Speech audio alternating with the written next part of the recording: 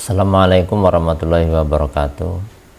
Saudaraku sekalian yang dirahmati Allah, semoga kita semua mendapatkan rahmat kasih sayang dari Allah Subhanahu wa taala dan dalam lindungan Allah Subhanahu wa taala. Kali ini saya ingin bercerita, berbagi kisah, yaitu seorang yang buta matanya atau tunanetra yang bernama Abdullah bin Ummi Maktum. Beliau adalah sahabat yang dhaif, tapi atas dakwah Rasulullah SAW beliau segera masuk Islam dan menjadi orang Islam yang sangat taat. Setiap Rasulullah SAW menyerukan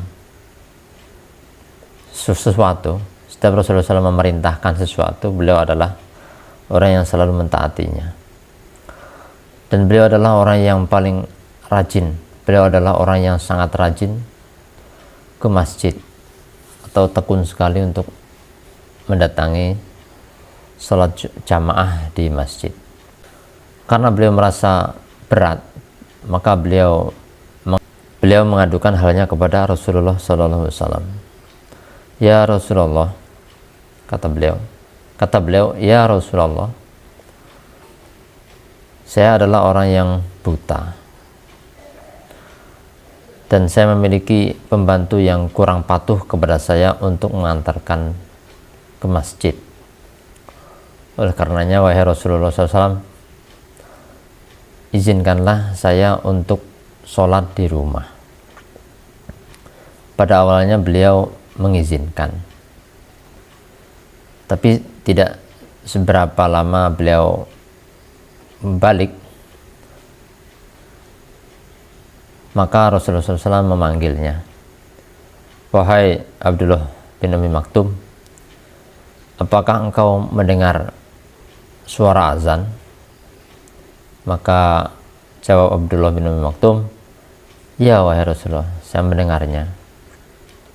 Maka Rasulullah SAW bersabda, maka datangilah seruan azan itu.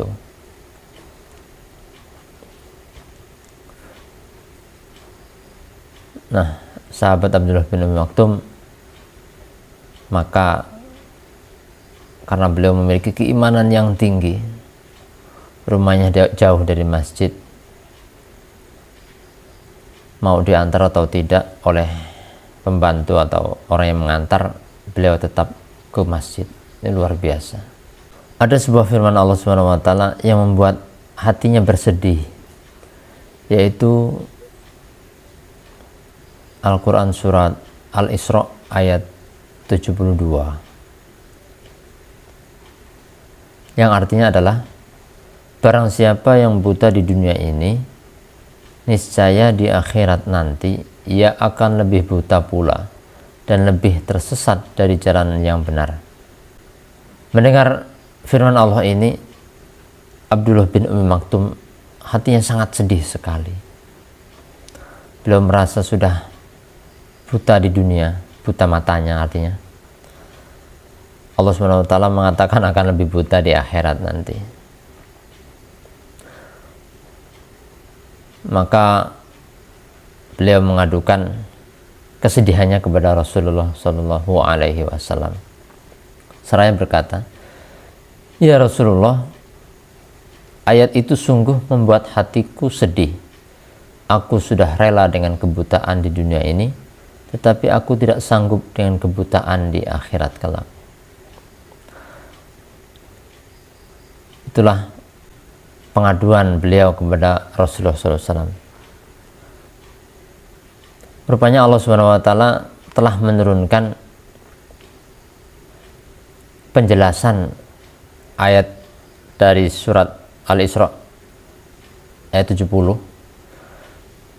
Dijelaskan oleh Allah Subhanahu wa taala di dalam surat Al-Hajj ayat 46. Allah berfirman, sesungguhnya bukan mata itu yang buta, tetapi yang buta ialah hati yang di dalam dada.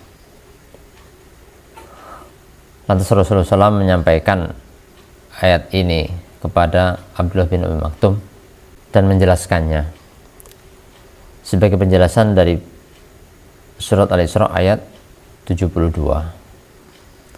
Jadi yang dimaksud buta adalah buta mata hatinya, buta dari keimanan kepada Allah, buta dari beribadah kepada Allah dan lain sebagainya.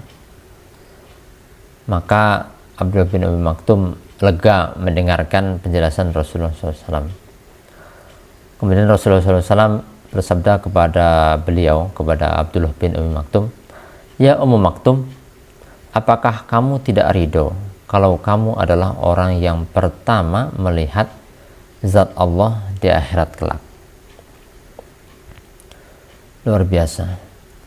Jadi dengan keimanan Abdullah bin Umi Maktum, beliau seorang yang tunanetra, buta matanya, tetapi hati beliau tidak buta, karena beliau adalah orang yang mentauhidkan Allah, keimanan yang sangat tinggi, tekun ke masjid, sekalipun sangat berat beliau lakukan, tapi beliau dengan kesabaran beliau lakukan itu hingga beliau dipanggil oleh Allah Subhanahu wa Ta'ala.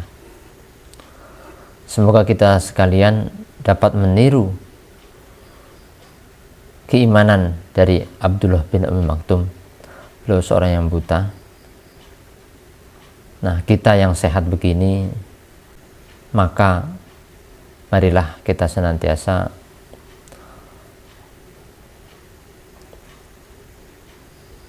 mentaati Allah Subhanahu wa Ta'ala.